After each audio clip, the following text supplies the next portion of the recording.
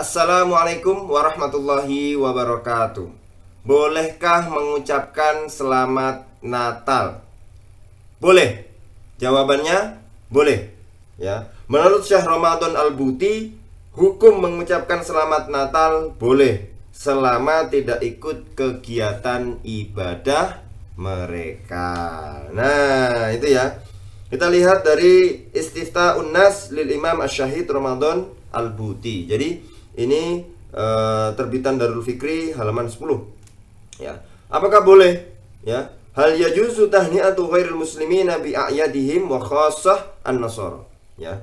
Bolehkah kita tahniah itu mengucapkan selamat kepada non muslim ya di hari raya mereka? Itu. Yajuzu tahni'atul kitabiyyin an-nasara wal yahudi bi afrahihim. Boleh mengucapkan selamat Natal, kata beliau, pada orang Nasrani dan Yahudi di hari raya mereka. Ya. Wa yajuzu ta'ziyatuhum, ya. Boleh juga masuk ke tempat peribadatan mereka selama tidak ikut beribadah, ya. Wa yajuzu adkhul bi lima'abidatihim, ya. Jadi boleh juga dukhul, masuk kepada tempat peribadatan mereka, ma'abidatihim, ya. Boleh. Ma'abidah itu ma'abid, ya, tempat ma'bad, tempat ibadah mereka, boleh. Limunasabati ma bisyartin alla yashtarika ma'hum fi ibadatihim, selama tidak ikut beribadah. Jadi boleh masuk ke tempat ibadah mereka tapi tidak ikut ibadah mereka. Mengucapkan selamat Natal kepada mereka boleh. Dan ini dicontohkan oleh ulama-ulama yang kemudian mencontohkan ini tidak apa-apa. Boleh gitu. Jadi kita harus lihat bahwa ada ulama yang mengharamkan. Oke, ada ya.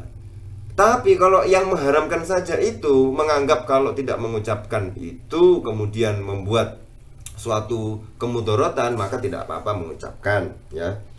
Kecuali dalam keadaan darurat. Nah, itu kan berarti ada perkecualian, tidak kemudian tidak boleh, serta-merta tidak boleh. Ya. Kalau ada keadaan darurat berarti membolehkan. Karena keadaan darurat itu seperti apa? Yang tidak mengucapkannya akan menimbulkan permusuhan atau memberi kemaslahatan bagi kaum muslim. Ya, itu ya. Bahkan ulama yang mengharamkan saja itu masih memberi perkecualian. Jadi kalau dalam keadaan sesuatu kondisi tertentu itu masih boleh mengucapkan. Nah, kalau ini Syekh Ramadan Al-Buti mengatakan boleh ya. Tapi kalau masuk tempat ibadah mereka tidak boleh ikut dalam ritual ibadah mereka. Nah, gini pemirsa. Kalau Anda tidak punya kenalan, tidak punya teman, di tempat kerja Anda tidak ada yang non-muslim, ya nggak usah mengucapkan. Nah, buat apa?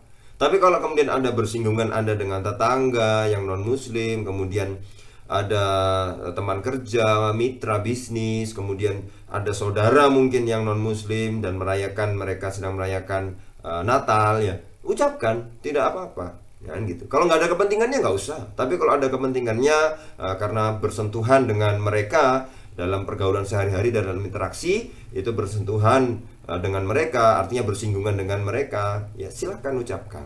Nah, jadi tidak usah kemudian mutlak, oh tidak boleh mengharamkan, oh tidak, karena yang mengharamkan sendiri para ulama juga membuat perkecualian.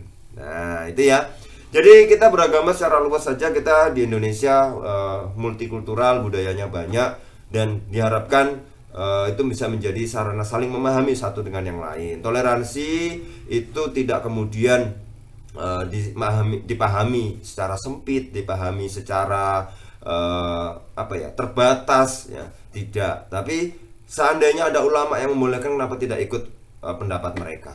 Ya, karena ada ulama yang membolehkan mengucapkan selamat Natal, ya tidak apa-apa, ya tidak apa-apa, kita ikuti mereka, ya gitu. Jadi permasalahannya adalah kembali kepada kita sendiri, apakah ada satu kepentingan atau tidak. Kalau memang tidak punya kenalan, tidak punya saudara, tidak punya tempat kerja, mitra atau karyawan atau bos yang non muslim, ya enggak usah. Buat apa orang tidak pernah interaksi dengan mereka gitu kan. Tapi kalau ada dan ini adalah sebuah penghormatan bagi mereka, ya tidak apa-apa, karena ada ulama yang membolehkan. Nah, disinilah kita harus jujur. Kita harus jujur kepada siapapun bahwa ada ulama yang membolehkan, ada ulama yang melarang. Jangan kemudian hanya dikutip yang melarang saja, kemudian itu yang menjadi keputusan bulat, tidak. Ya, jadi Islam itu kalau kita lihat dalam ilmu ushul fiqh, al hukmu yaduru ma'al illati wujudan wa adaman.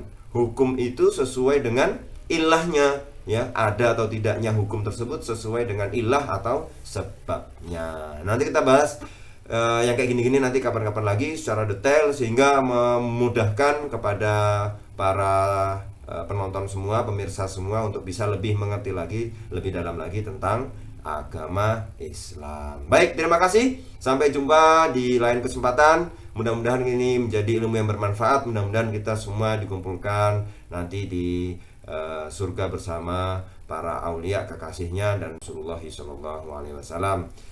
Amin amin ya rabbal alamin. Assalamualaikum warahmatullahi wabarakatuh.